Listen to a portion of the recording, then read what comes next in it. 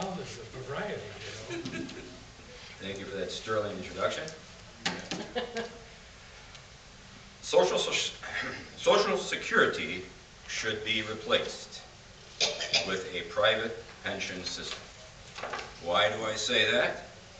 I say that because the federal government has had 75 years to show that it can intelligently and responsibly manage a retirement program and has failed miserably. If this were not true, we would not be debating this topic tonight. That's the short answer. And now, here's the long answer. According to Social Security officials, annual Social Security benefit payments will soon begin to exceed payroll tax receipts if they have not already done so. By 2037, the Social Security Trust Fund surplus will be gone. At that point, payroll tax receipts will be able to cover less than 70% of Social Security obligations. Underlying Social Security's fundamental flaw is a demographic time bomb. When Social Security started paying benefits, the ratio of workers to retirees was 46 to 1. In 1950, the ratio was 20 to 1. Today, that ratio is less than 4 to 1. By the year 2030, it will be 2 to 1. Since Social Security is basically a pyramid financing scheme, early investors are paid off with cash taken in from later investors. The system collapses when the demands of increasing numbers of recipients confront the limited resources of decreasing numbers of contributors. That is happening because people are having fewer children and living longer. After all, why go through the time, expense, and effort of raising children when the federal government has provided you with a retirement plan that lets you live off of other people's children? Social Security has become an increasingly bad deal with each passing generation. For those retiring in 1942, and I cite 1942 because that's when the first Social Security checks were sent out. So when you hear people say, that's how the elderly survived the Depression, Social Security, it's a big load of bovine feedlot byproduct. For those retired in 1942, the average annual rate of return on Social Security taxes adjusted for inflation was 36%. In contrast, American workers born in 1950 can anticipate total retirement benefits that will represent only a 2% rate of return on their payroll taxes. For those now entering the workforce, the returns are minus 2%. In other words, they will receive less than they put in. Again, that's adjusted for inflation. And there is no end in sight to this cascading pattern of generational inequity. Put simply, the system is generationally immoral. On that point, one could even ask the fundamental question, where is it written that a person is entitled to stop working for his livelihood at any given age and live off the labor of others? Is it written in our nation's founding documents? Is it written anywhere?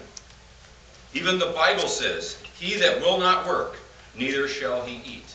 And remember, I said will not work, not cannot work. That's a different scenario. In any case, that forecast of plunging benefits may be optimistic because it assumes that the government IOUs in the Social Security Trust Fund will be fully paid.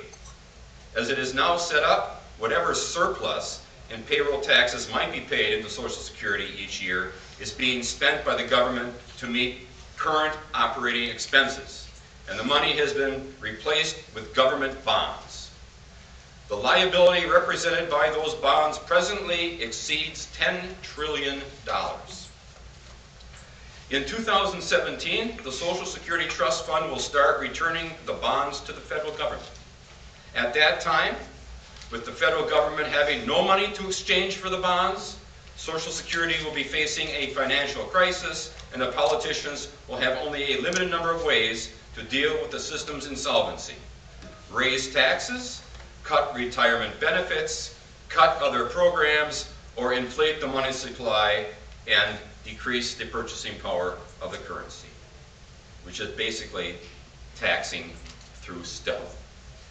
In past years, when faced with Social Security shortfalls, the federal government has simply raised the payroll taxes. Since 1935, payroll taxes for Social Security were increased 17 times, producing a rise in the maximum payroll tax adjusted for inflation of nearly 900%.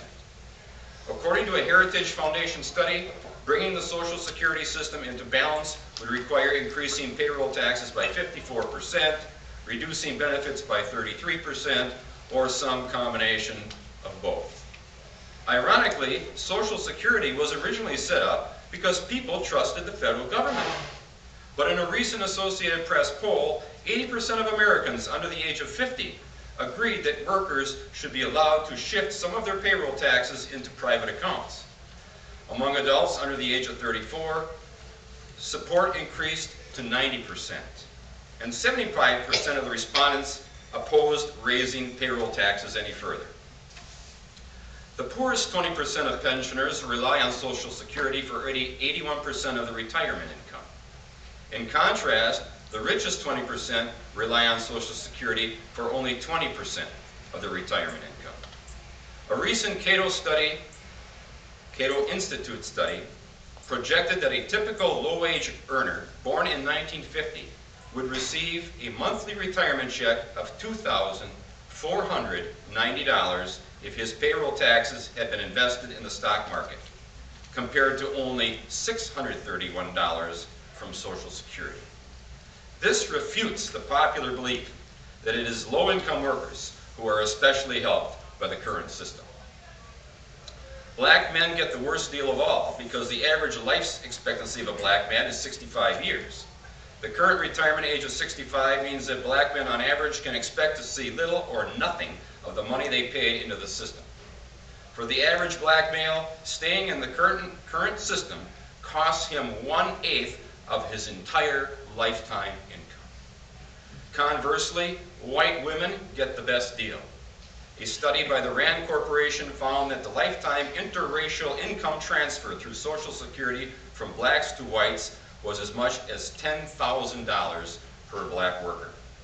Replacing Social Security with individual pension accounts would allow money accumulated in these accounts to be handed down to one's heirs, something that today's system forbids. Besides allowing black parents to bequeath larger estates to their children, individually owned, privately controlled retirement accounts would supply a huge asset base that could be directly invested in the black community, replacing dependency on government with higher levels of commerce, economic independence, and self-reliance.